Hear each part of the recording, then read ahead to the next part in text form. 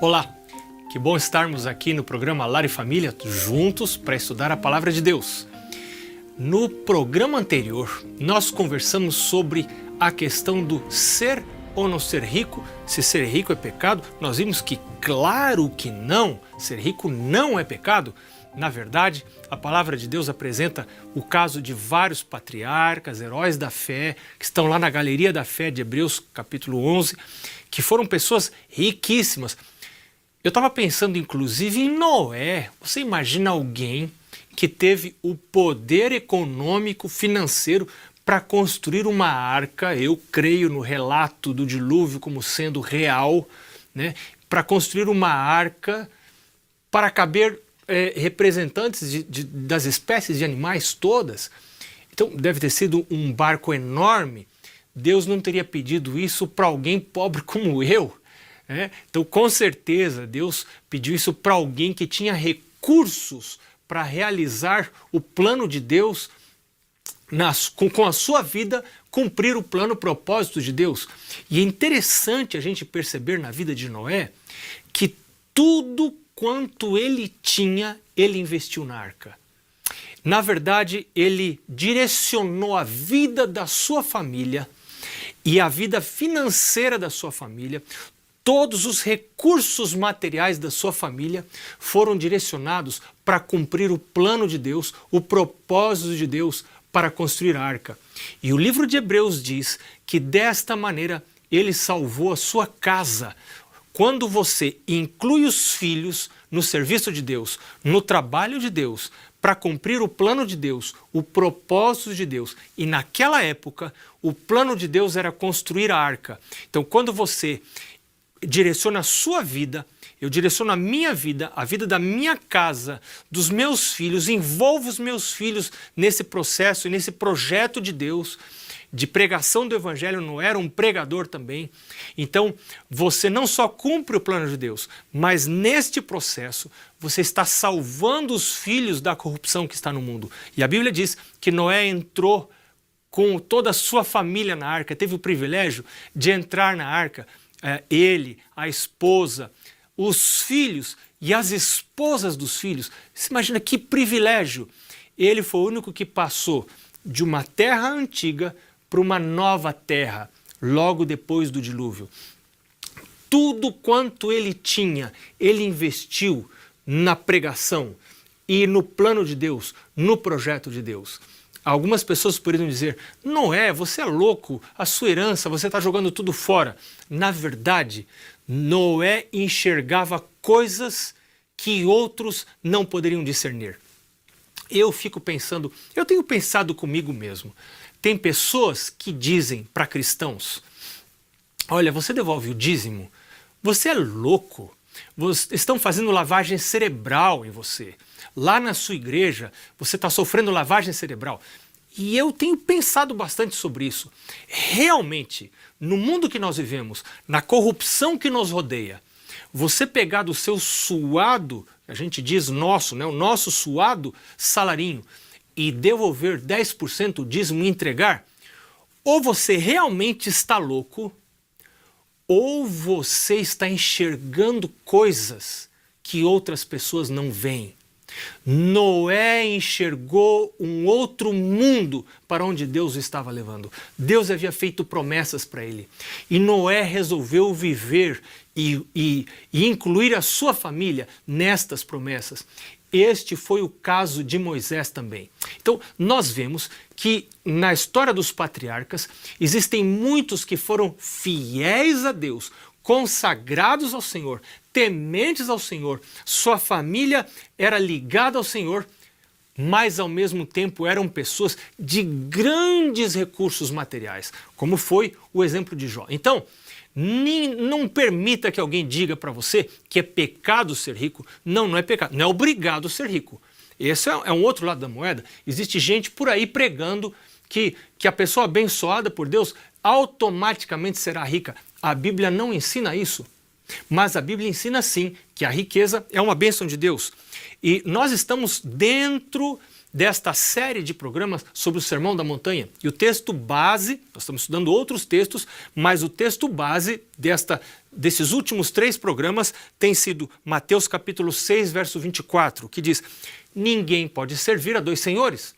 Ou você vai aborrecer a um e amar a outro, ou vai se devotar a um e vai desprezar a outro.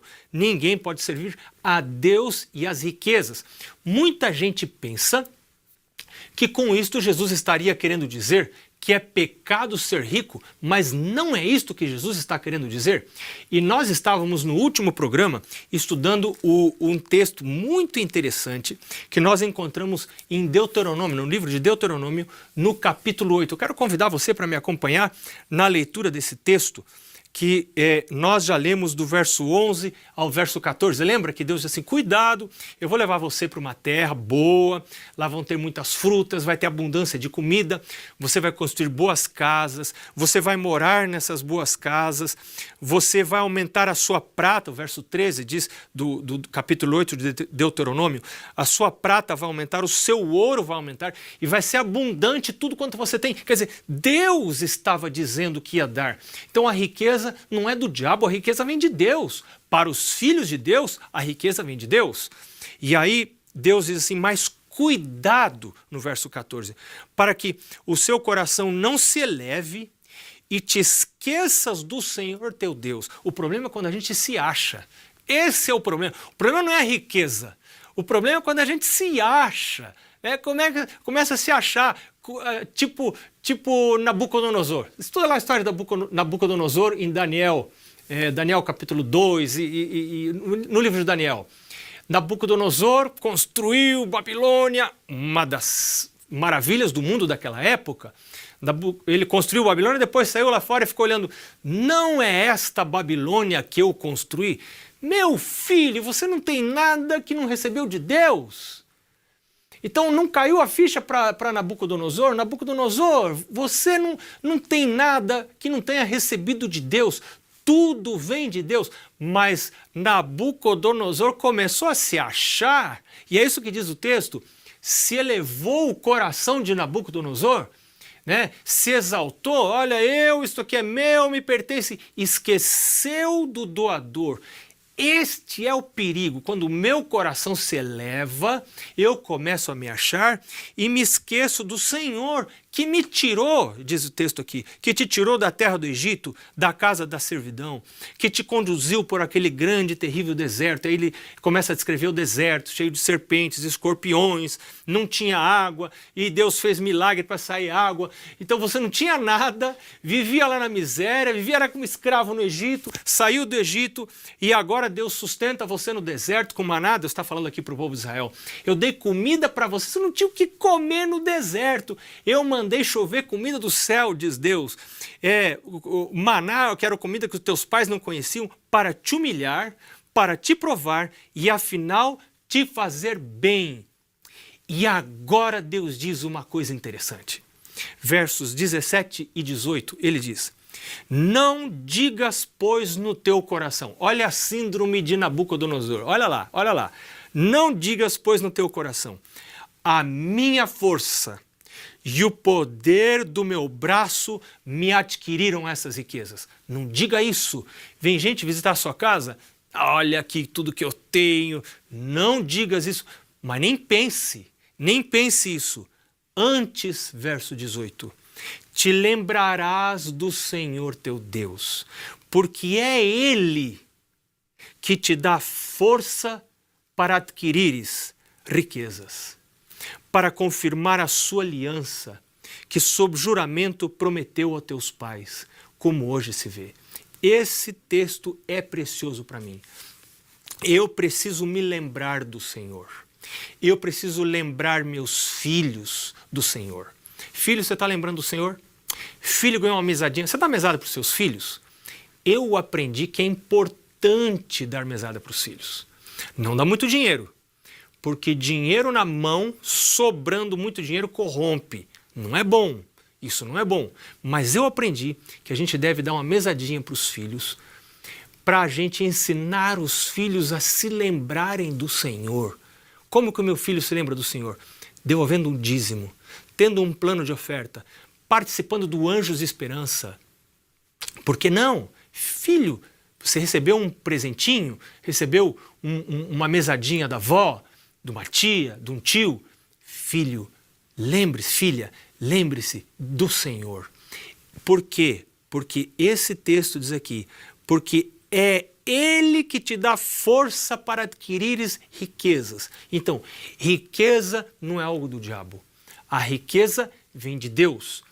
É Deus que colocou no coração do homem o desejo de guardar coisas, de acumular coisas com fins nobres, para ajudar os pobres, para fazer avançar a causa de Deus, para melhorar a vida nesse mundo, para participar de projetos nobres, para avançamento da ciência, para tanta coisa boa, para pagar o estudo dos meus filhos, para que eles cresçam em cultura, em educação, para ensinar música para os meus filhos, para que eles aprendam a participar com música nos cultos da família e também na igreja, para louvar a Deus. Então, tudo isto é colocar os meus recursos no reino de Deus, para comprar material para distribuir para evangelismo. Tudo isto é colocar meus recursos no reino de Deus. Deus está chamando famílias que queiram consagrar-se ao Senhor. Deus está chamando famílias que queiram dedicar-se ao Senhor, que queiram dedicar a sua vida, o rumo da sua vida, o foco da sua vida para se preparar para a nova terra. Assim como Noé focou a sua vida para o plano de Deus, incluiu seus filhos no plano de Deus. Filhos, Jesus, vai acontecer alguma coisa nesse mundo. Deus vai intervir nesse mundo. Nós, no caso deles era o dilúvio, nós precisamos estar preparados. Esse mundo não vai continuar do jeito que está. Moisés disse isso para os filhos. Deus vai interferir. Nós precisamos estar preparados. E agora é o momento dos pais em Israel, dos pais de hoje, dizer o mesmo para os filhos. Filhos, vamos participar dos projetos do Senhor. Vamos focalizar todas as energias da nossa família para nos prepararmos para a volta do Senhor. O Senhor vai interferir nos negócios dessa terra. As profecias indicam que a volta de Jesus está muito próxima. É hora de nós participarmos dos projetos do Senhor. Deus está convidando você, Deus está convidando a mim, Deus está convidando os meus filhos, os seus filhos, para todos juntos participarmos desse projeto do Senhor. A gente vai para o intervalo e já já a gente volta para estudar um outro texto muito precioso sobre este mesmo tema. Até já!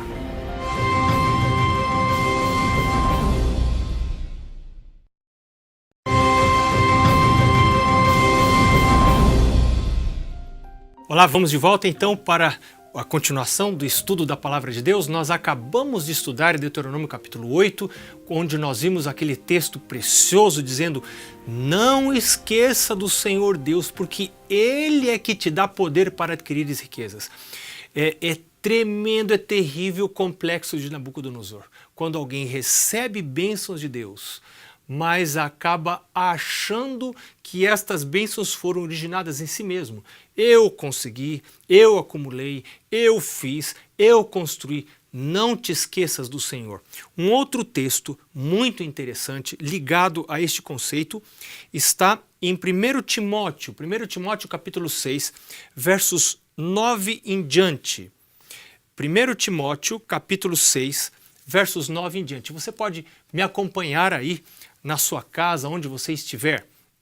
Se é possível, abra a sua Bíblia. Este é um outro texto que está sublinhado aqui na minha Bíblia. Eu gosto de sublinhar, tenho a minha reguinha, você deve ter visto, ela está por aqui. Eu gosto de ter sempre uma reguinha e ter uma lapiseira para poder sublinhar os textos que me são preciosos, para que eu possa encontrar com mais facilidade depois. Esse texto diz o seguinte, verso 9: Ora, os que querem ficar ricos, não está falando os que são ricos, está falando os que querem ficar ricos, aqui pode incluir os pobres como eu, que quer ficar rico. Se você quer ficar rico, os que querem ficar ricos caem em tentação e em cilada. Não são os que são ricos, mas os que querem ficar ricos. Pode ter rico que quer ficar ainda mais rico e pode ter pobre que quer ficar rico. Quando eu quero ficar rico, eu direciono a minha vida para um foco. E eu preciso pagar um preço para ficar rico. E Jesus diz: ninguém pode servir a dois senhores. Ou você vai servir a Deus ou ao dinheiro. Você não pode servir a dois senhores. E é por isso que esse texto diz que quando eu quero ficar rico, eu vou ter problemas. Eu vou ter problemas com a minha busca de Deus. Eu vou ter problemas com a minha vida eterna. Eu vou ter problemas com o reino de Deus. Porque a busca pela riqueza, a busca pelos bens materiais vai cobrar um preço. Assim como a busca por Deus vai cobrar um preço.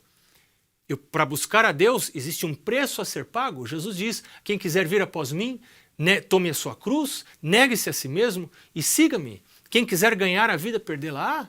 Quem perder a sua vida por minha causa, ganhá-la-á. Jesus diz, quem deixar pai, mãe, filhos, casa, terras, tudo por meu nome, você vai ter que deixar alguma coisa, vai ganhar 100 vezes mais nesta vida e ainda a vida eterna. Mas a busca pelo reino de Deus implica no deixar algumas coisas.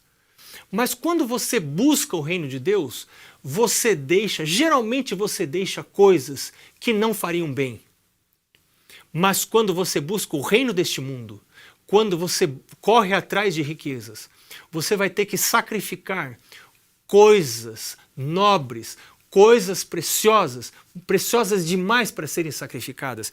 E é por isso que Paulo diz aqui, os que querem ficar ricos caem em tentação e cilada e em muitas concupiscências insensatas e perniciosas, as quais afogam os homens e as mulheres na ruína e perdição. Por quê? Paulo explica no verso 10. Paulo diz, porque o amor do dinheiro é a raiz de todos os males, e alguns nessa cobiça se desviaram da fé e a si mesmos se atormentaram com muitas dores. Um tempo atrás rodou por aí uma história muito interessante, eu não sei se é verídica ou não, mas pode ser verídica com muita facilidade, de um homem que tinha um sonho de multiplicar as suas propriedades, de ter uma casa na praia também, de ter vários carros, de ter um grande poder econômico, e esse homem lutou com isso. E quando ele alcançou, ele já tinha um filho que havia se suicidado por overdose de drogas, ele tinha uma filha que estava desaparecida já há 2 anos por viver em comunidades alternativas, envolvida com prostituição, envolvida com vícios, com várias coisas, e a esposa o havia abandonado. Então ele havia conseguido tudo o que tinha sonhado, mas os seus sonhos estavam equivocados. Ele havia sonhado mal, ele havia sonhado baixo demais.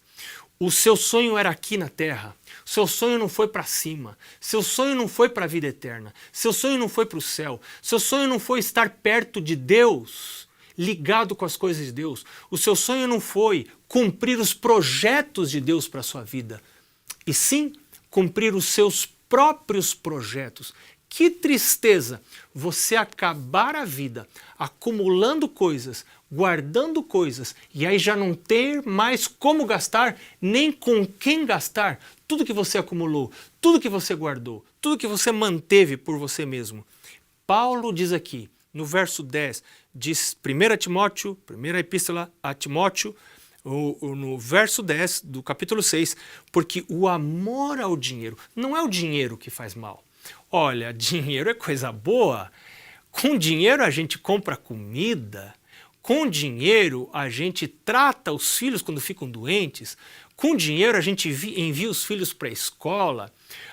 Com dinheiro a gente ajuda quem está mais necessitado que a gente. Com dinheiro a gente pode fazer investimentos na causa de Deus, em projetos missionários, e em bons projetos que ajudem a comunidade onde nós estamos inseridos. Isso se faz com dinheiro. Os recursos materiais não são maus em si. O problema é o amor desmedido a estas coisas. Eu tenho pensado que se um dia alguém tem que ficar rico, e faz parte do plano de Deus algumas pessoas enriquecerem, não todas, porque Deus sabe que alguns não poderiam lidar com a riqueza, como Nabucodonosor não soube lidar com a riqueza. Então, eu creio que se é parte do plano de Deus que alguém enriqueça, essa pessoa não deve enriquecer buscando a riqueza. Porque lembra do texto em que começamos? Lá em Mateus capítulo 6, diz assim, ninguém pode servir a dois senhores.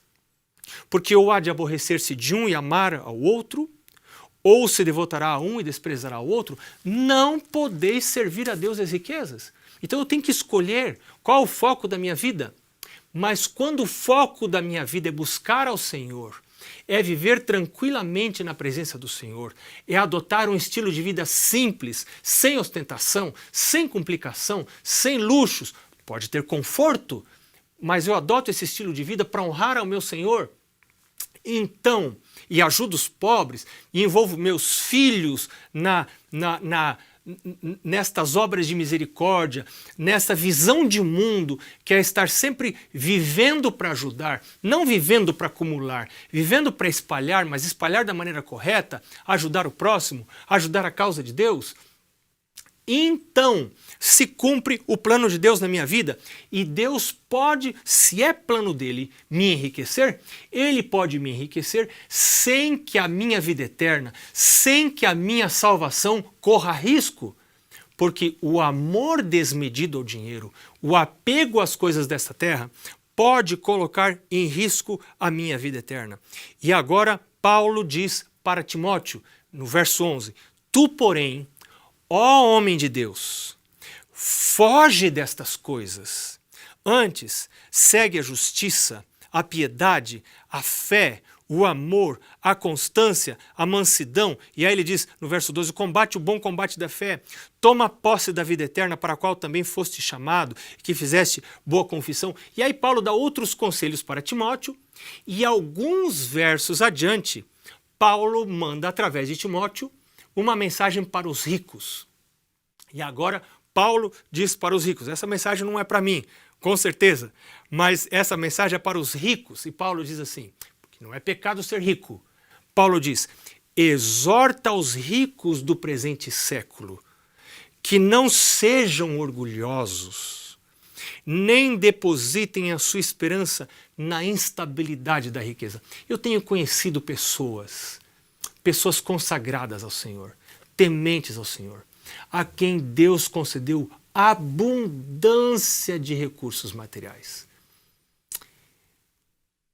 Eu tenho um amigo a quem Deus concedeu alguns recursos materiais. E um dia eu perguntei para esse amigo, qual é o seu próximo investimento? Qual o seu próximo projeto? O que você vai fazer? Ele é empresário. Ele me disse, Marcos, eu estou orando a Deus, porque eu sei que Jesus vai voltar. E eu quero que Ele me mostre onde eu devo aplicar os recursos que Ele me tem dado. Eu quero aplicar esses recursos para a volta de Jesus. Quando Jesus voltar, tudo vai ser destruído. E tudo que não foi usado para avançar a causa de Deus será destruído. A palavra de Deus diz que o mundo vai terminar, o apóstolo Pedro diz que o mundo vai terminar se desfazendo com fogo, tudo vai ser destruído, as obras serão desfeitas, mas nós aguardamos uma nova terra. Eu fiquei tocado com a resposta deste amigo. Existem pessoas consagradas a Deus, que possuem recursos materiais, mas são consagradas ao Senhor. E Paulo diz, exorta para que pratiquem o bem, verso 18 do capítulo 6 de 1 Timóteo, para que pratiquem o bem, sejam ricos de boas obras, generosos a dar e prontos a repartir, que acumulem para si mesmos tesouros, sólido fundamento para o futuro, a fim de se apoderarem da verdadeira vida. Essa aqui não é a vida verdadeira. A vida verdadeira está por vir. Ela está vindo. Nós já podemos ouvir os passos de Jesus que se aproxima. Está muito próxima a volta de Jesus. Jesus está chamando famílias para que se preparem, pais que preparem os filhos, casais que se preparem, que dediquem a sua vida ao Senhor, que dediquem os seus recursos ao Senhor, tudo que o Senhor tem dado, porque Jesus está voltando. Nós estamos de mudança para uma nova terra. Este é o chamado de Jesus para famílias que vivem agora, nesse tempo que as profecias chamam de tempo do fim. Você quer ouvir a voz de Jesus? Você quer ouvir o chamado de Deus? Eu quero ouvir o chamado de Deus. Eu quero dizer, junto com a minha família, eu e a minha casa serviremos ao Senhor. Você não quer dizer isso agora ao Senhor em oração? Que Deus abençoe você. Eu quero estar orando pela sua casa, pela sua família, pelos seus filhos. Deus abençoe você. Nos vemos no próximo programa.